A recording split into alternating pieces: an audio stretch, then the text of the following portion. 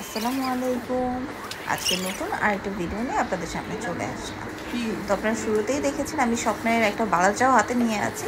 তো আজকে আমি একটু ভর্তা করেছিলাম, বালাচাও ভর্তা আর টমেটোর ভর্তা দুটো একসাথেই আছে।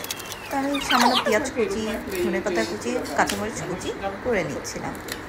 তো এগুলো করতে তেমন কোনো কিছুই না। আর টমেটো ভর্তার জন্য টমেটো আর রসুন একসাথে আমি সিদ্ধ করে নিয়েছি অল্প একটু পানি। তো প্রথমে একটা বাটিতে আমি পেঁয়াজ, লবণটা আগে ভালোভাবে ডলে নিচ্ছি। ডলে মাখবেন, আপনি যত হাত দিয়ে এটাকে ভালোভাবে কচলে মেখে নেবেন, ভর্তার টেস্টটা কিন্তু ঠিক ততটাই বাড়বে। তো আর আমি কাঁচামরিচ মানে একটু ডলে আমার একটু হাত জ্বলে, তাই আমি এটা ইগনোর করছি। তো আমি এখন এটার মধ্যে ধনেপাতা আর কাঁচামরিচ অ্যাড করে ডলে নিচ্ছি, আর রসুন দুটো উঠে নিচ্ছি। এটা হচ্ছে আমি শুধুমাত্র বালাচাওতে ইউজ করবো, আর যেহেতু টমেটোতে নিচ্ছি না, কারণ টমেটোর সাথে আমি কিন্তু এটা আগেই অ্যাড করে নিয়েছি। তো একটু আমি চিলি ফ্লেক্স নিয়ে নিচ্ছি। এবার আমি ডলে নিব সরিষার তেল সহ, ঠিক আছে। আর এই দুইটার যেমন বালাচাও ভর্তা টমেটো ভর্তার জন্য কিন্তু আমি একসাথেই মিক্স করে নিচ্ছি। পরে আমি দুটো আলাদা করে নিব, টমেটো ভর্তার জন্য আমি আলাদা করে উঠিয়ে নিচ্ছি। আর এটার মধ্যে আমি এখন বালাচাও ভর্তাটা করে নিব।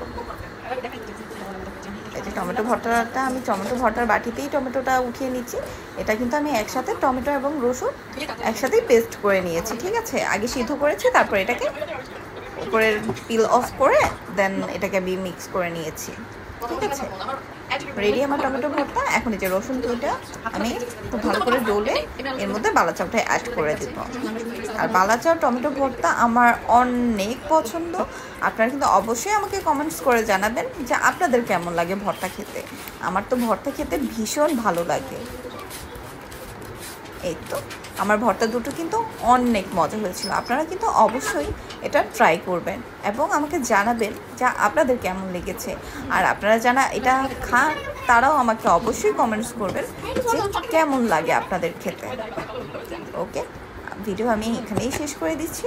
ইনশাআল্লাহ নেক্সট কোনো নতুন রান্না নিয়ে আপনাদের সামনে আবার উপস্থিত হব। আর এটা হচ্ছে আমার চুই ঝালের গরুর মাংস। এটার রেসিপিটাও আমি ইনশাআল্লাহ খুব শীঘ্রই নিয়ে আসছি। তো সেই পর্যন্ত আমার সাথেই থাকবেন এবং সুন্দর সুন্দর কমেন্টস করবেন।